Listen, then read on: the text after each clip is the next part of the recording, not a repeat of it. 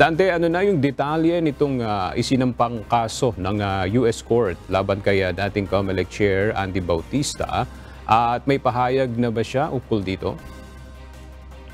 Magandang tanghali aga sa press release na inilabas ng United States Department of Justice o US DOJ ngayong araw, Biyernes, August 9, Philippine Time. Inanunsyo nito ang pagsasampa ng kaso ng US Federal Grand Jury sa Florida laban kay dating Commission on Elections o COMELEC Chairman Andres Bautista. Kasama rin sa kinasuhan ang dalawa pang executives o opisyal ng isang election voting machine at service provider company dahil sa bribery o panunuhol at money laundering scheme kaugnay sa 2016 election sa Pilipinas.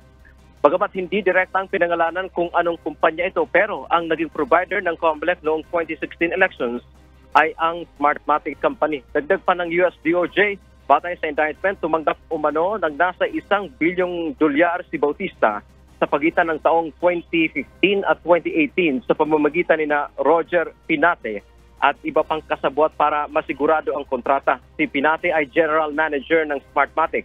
Ang bribe money o suhol ay idinaan umano sa slush fund sa pamamagitan ng over-invoicing o ito yung ginawang mas mataas ang presyo ng bawat voting machine. Ipinadala ang pera sa iba't ibang bangko sa Asia, Europe at Amerika kasama na ang Florida.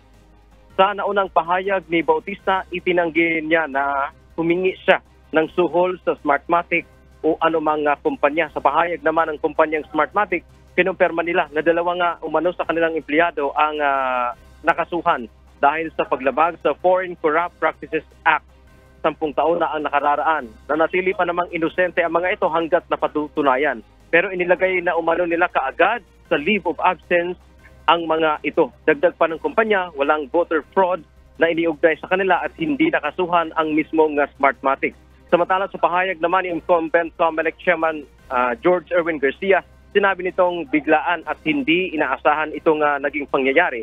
Ito anya ay vindication para sa kasalukuyang pamunuan ng COMELEC. Binigyang din nito na tama sila sa naging desisyon na i-disqualify nila ang Smartmatic para hindi na makasama sa bidding ng 2025 elections at sa mga hinaharapang halalan sa Pilipinas. Yan ang ating update mula dito sa Maynila. Balik sa iyo, Aga. Maraming salamat, Dante Amento.